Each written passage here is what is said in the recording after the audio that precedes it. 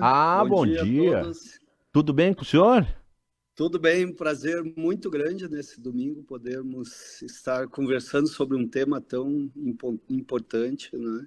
Que é a obesidade. Bom dia e desejar agradeço a honra do convite. Nós que agradecemos o senhor no domingo de manhã acordar essa hora aí e nos dar uma entrevista tão importante. Aliás, anunciando aqui a sua entrevista no nosso blog, acredita.caxias.br, eu usei como manchete uma frase sua, assisti um vídeo seu que diz: saúde não se pesa.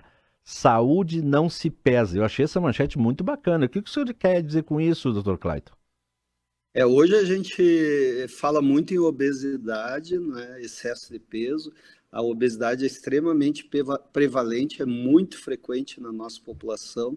Se nós pegarmos o excesso de peso, que é o sobrepeso, mais a obesidade, mais de 60% da população é acometida dessa. Nós consideramos uma doença, né? A obesidade hoje tem código internacional de doença e é reconhecida por todas as entidades como uma doença. Ela não é mais sujeito àquela classificação, sujeita à classificação de que é um relaxamento, só um estilo de vida errado, ou só come muito e gasta pouco exercício. Nós estamos frente a uma verdadeira doença. E quando nós falamos em peso, muitas vezes nós estamos aquém da avaliação que seria o ideal, porque hoje, se nós pegarmos, por exemplo, um fisiculturista, né, que pratica musculação num volume muito alto e um obeso mórbido, os dois podem ter o mesmo peso.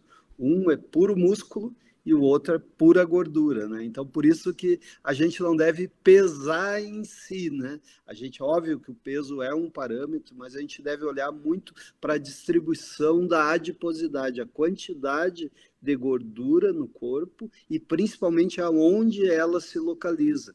Nós sabemos que a gordura que se localiza no abdômen, ela é uma gordura que é mais prejudicial à saúde de quem a tem. É uma gordura que está relacionada a diabetes, a hipertensão, a doença cardíaca, né? Está relacionada a câncer também. Então, a gente hoje preconiza que se aborde a obesidade muito além da balança. Só para classificar um pouquinho para o pessoal entender nessa questão da balança, normalmente o índice grosseiro que nós usamos para dizer se o indivíduo é obeso ou não é pelo índice de massa corporal, ou IMC. É o peso sobre a altura ao quadrado. Se pega a altura, se faz ao quadrado e pega o peso e divide por esse valor. Esse é o IMC. O IMC normal, ele é até 25, não é, quilogramas por metro quadrado. Quem está entre 25 e 30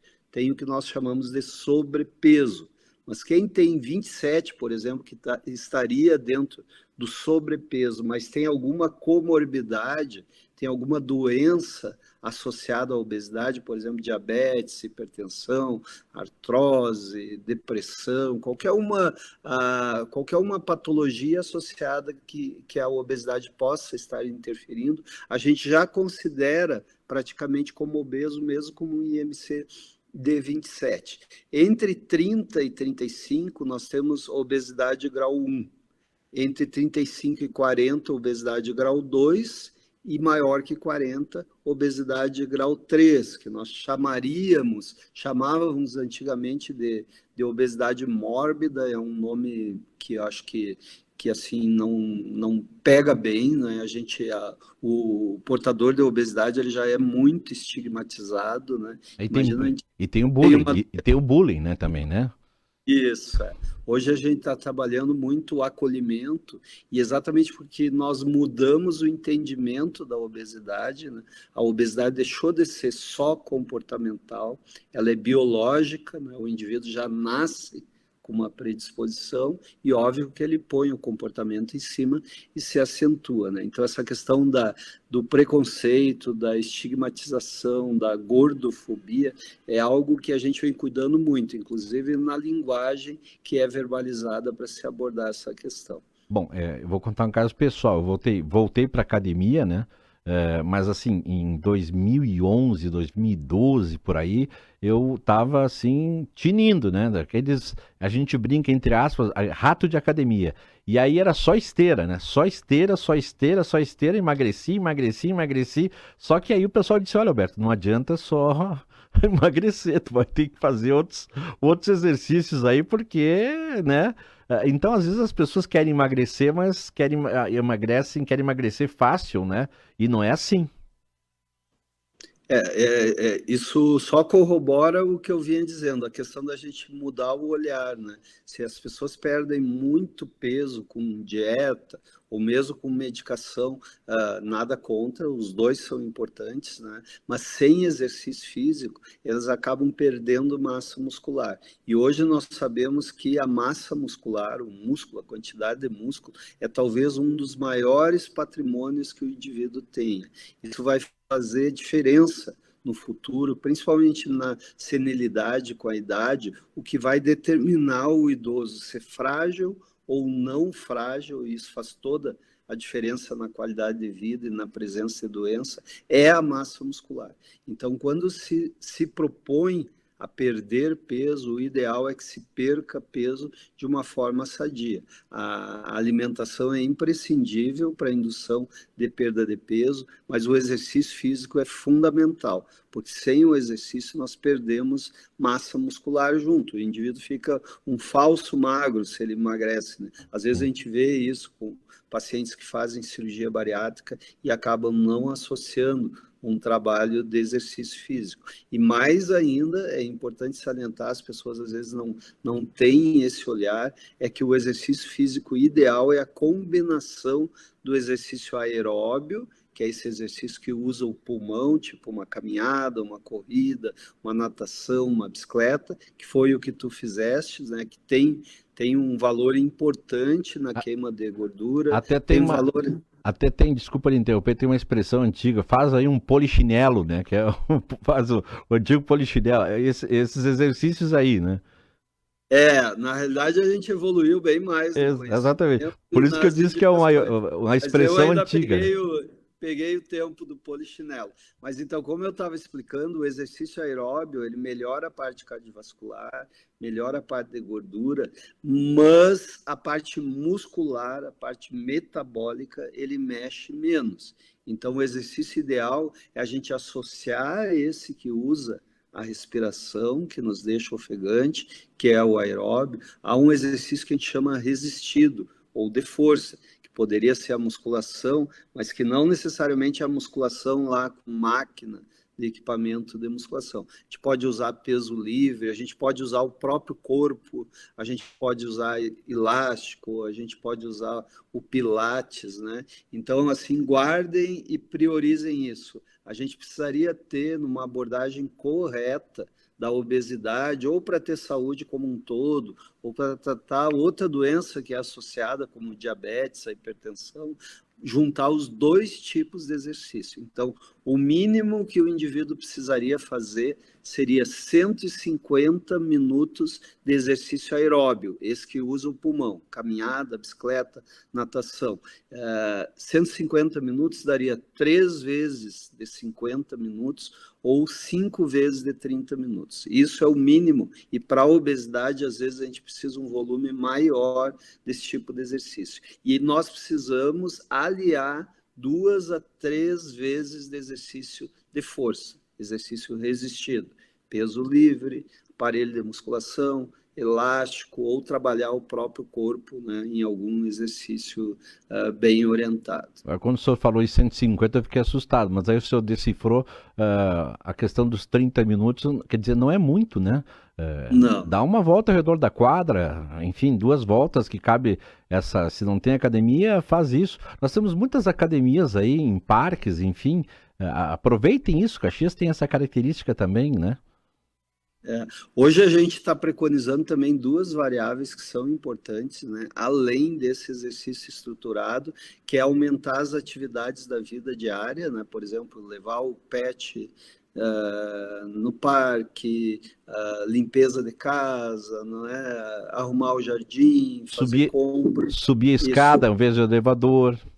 escada. A gente preconiza muito um aparelho que hoje a maioria dos smartphones, dos celulares tem, que é aquele contador de passos que chama pedômetro, né? Ou a gente consegue em pulseirinha, ou nesses watches mais modernos, a gente tem isso. E o indivíduo deveria fazer, cumprir pelo menos 10 mil passos por dia. 10 É mil. óbvio que se a gente vai olhar ali no reloginho, ver a média, eu estou fazendo 3.500, é pouco, a meta é 10 mil, mas eu não posso também ter a ambição de hoje fazer 3 mil e amanhã fazer 10 mil. Então, a estratégia que nós usamos é que a gente aumente 500 passos a cada semana, por dia a cada semana. Então, se essa semana eu fiz 3.500, é pouco, a próxima eu faço 4.000, a outra eu faço 4.500, 5.000, até chegar ao ideal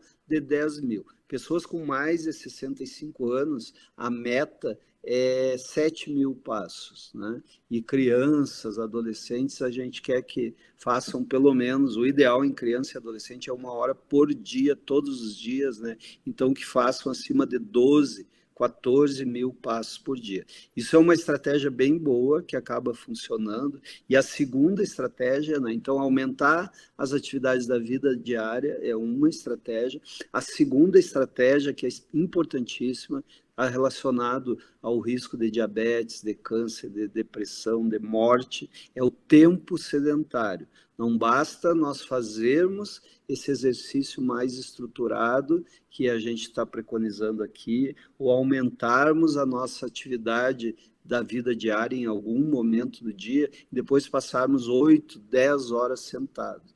Aí O não dá. certo, isso já está em todos os guias de orientação de atividade física para inúmeras doenças, é nós quebrarmos o tempo sedentário. Ou seja, a cada 30 minutos nós levantarmos, não precisa fazer exercício nesse tempo, né? Mas levantarmos, darmos uma circulada no corredor, na sala e sentarmos de novo. A cada 30 minutos, quebrarmos esse tempo sedentário. Isso diminui bastante o risco dessas comorbidades associadas ao excesso de peso. Bom, nós estamos conversando com o professor Dr. Clayton Luiz Dornelles Macedo e agora eu vou pedir o poder de síntese do senhor aí, porque nós temos 6 minutos para encerrar o programa. Primeiro, bariátrica.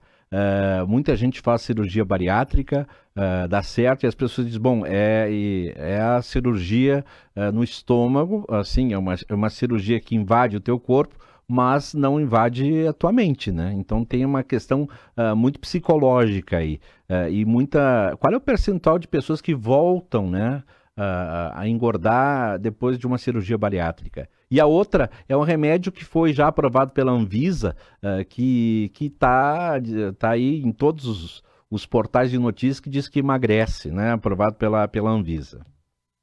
Então, hoje nós podemos tratar a obesidade desde com dieta, exercício, né, até medicação, e para casos extremos, com indicação, quem tem aquele IMC maior do que 35 e tem alguma doença associada, ou maior do que 40, eles podem ter indicação de cirurgia bariátrica. A indicação ética é para pacientes refratários, então o indivíduo ele deveria, pelos protocolos usados hoje, comprovar 2 anos de tentativa contínua do tratamento clínico da obesidade sem resposta, e aí sim ele poderia ser liberado da cirurgia bariátrica. Hoje, já aproveitando a tua própria, liberado para fazer a cirurgia bariátrica. Na minha visão, eu não sou contra, eu acho que ela tem um espaço importante para grandes obesos e para obesos refratários. Então, para serem refratários, eles precisam não ter respondido. E o que a gente vê é que a maioria dos pacientes que vêm para a cirurgia bariátrica, muitas vezes eles não cumpriram essas tentativas iniciais, né? Existem outros critérios também da parte psicológica, do uso de álcool, tem um checklist para a gente poder liberar os pacientes para a cirurgia bariátrica, e hoje, nos nossos serviços, nós nos tornamos com bastante expertise nisso. Mas a minha visão, emendando as duas perguntas, porque eu acho que elas são interligadas, hoje nós estamos conseguindo mudar o jogo da obesidade com medicação. Existem medicações, é óbvio que elas são caras, elas têm dificuldade de acesso, nós temos que pensar no acesso e melhorar o acesso da população a essas medicações, mas nós já temos hoje medicações com potencial de perda de peso médio de 17%, isso já tira boa parte dos pacientes, principalmente aqueles com um índice de massa corporal limítrofe, ali em torno de 35, um pouco mais, já tiraria da indicação da cirurgia bariátrica, e nós vamos ter a médio prazo medicações mais potentes ainda, com um potencial médio de perda de peso de 24%. Então, vocês imaginem uma pessoa de 100 quilos, né, aliando dieta, exercício, usando esse remédio, perdendo 24%, ela iria para 76 quilos. Né? Então, realmente, a gente está mudando o jogo no tratamento da obesidade. Mas a cirurgia bariátrica está aí, quando bem indicada, ela é uma solução. Eu sempre gosto de perguntar se o paciente quer emagrecer ou quer ser emagrecido. O que a gente nota muitas vezes é que a ideia dos pacientes, principalmente por uma questão mais imediatista, eles querem a cirurgia bariátrica como uma forma de terceirizar cuidados que, na realidade, ele deveria estar tendo, né? Fazendo exercício, cuidando da dieta, se ele tem alguma resistência metabólica, usando medicamento, acompanhamento com profissionais capacitados. Hoje a gente vê, principalmente com esse boom de redes sociais, uma pseudociência, nós chamamos de, usando o termo bem chulo, de picaretagem, né? É verdade, é verdade. Isso está tomado, né? Então todo mundo tem o canto da sereia, tem a fórmula mágica, tem a dieta da moda para fazer, e a gente sabe que a obesidade é uma doença muito mais complexa que isso, e é uma doença crônica. Hoje nós trabalhamos o conceito de obesidade controlada, né? E a gente preconiza fortemente que os indivíduos que perdem peso, que eles se pesem diária ou semanalmente e que eles toquem um alarme, a gente chama esse conceito de peso sentinela ou peso alerta. Ganhou 2 quilos a mais, a gente já preconiza que eles voltem a intensificar o tratamento, porque o próprio organismo, o reganho de peso, nós consideramos hoje como algo fisiológico. O nosso organismo está resetado, nós temos centros no hipotálamo, numa região do cérebro, né, que controlam o nosso apetite, saciedade e a nossa taxa metabólica basal, o quanto a gente gasta de energia no dia a dia. E além disso, esse centro tem conexão com várias outras áreas, com o nosso aparelho digestório, nosso tecido adiposo, o nosso músculo. Acreditem, né? Por isso que é importante o exercício, porque o músculo regula isso, e com a nossa córtex, a nossa parte